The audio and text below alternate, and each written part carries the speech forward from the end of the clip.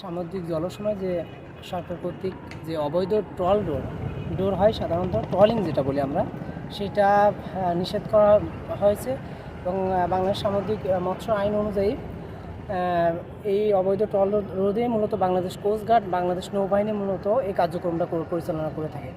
তো সে সকল কার্যক্রমের ধারাবাহিকতায় আমাদের বাংলাদেশ কোস্টগার্ড আমাদের মোংলা বেজে, এটা মেবি পিরোজপুরের, আমি যতটুকু নিয়ে জেনেছি পিরোজপুরের এরিয়ার মানে বোট, এই পিরোজপুর যে বোট, এই 3টা বোট বাংলাদেশের সামুদ্রিক জলসীমা থেকে এটা আটক করা হয়েছে, আমাদের মোংলা বেজে নিয়ে আসা হয়েছে। আমরা সামুদ্রিক মৎস্য আইন অনুযায়ী আমরা যে ব্যবস্থা গ্রহণ করার সেটা আমরা নেব। আপনারা জানেন অবৈধ ট্রল রোধে ইতিপূর্বে আমাদের পটুয়াখালী এবং চিটাগাংয়ে আমাদের যে আইনগত যে ব্যবস্থাপনা সেটা কার্যক্রম নেওয়া হয়েছে। আমরা আশা করি আজকে যে 3টা বোট ধরা হয়েছে, যে ট্রলিং বোট যেটা নিষিদ্ধ, এটা আমরা আইনগত যে ব্যবস্থা সেটা নেওয়ার জন্য আমরা উদ্যোগ গ্রহণ করছি এবং এখনই আমরা চলে যাচ্ছি সেখানে।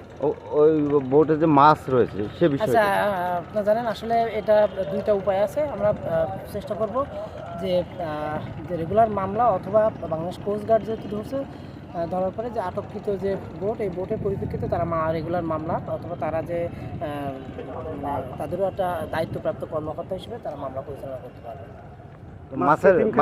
আচ্ছা, এটা আপনারা জানেন আমাদের বিজ্ঞ আদালত কর্তৃক যে নির্দেশনা দেয়, ইতিপূর্বে যেভাবে দিছে ওই নির্দেশনা পূর্বক আমরা ব্যবস্থা গ্রহণ করব।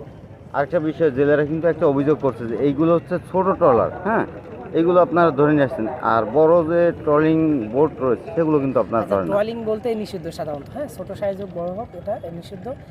কোস্টগার্ড হয়তো যেটা ধরছে এটা আমাদের জানেন, আপনার আমাদের পর্যাপ্ত নৌযান তো নাই।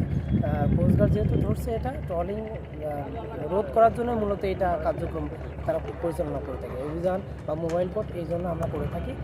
আর যেহেতু এটা ধরছে আমি ওখানে যাই, যে দেখি যে ব্যবস্থা গ্রহণ করা দরকার সেটা নেব।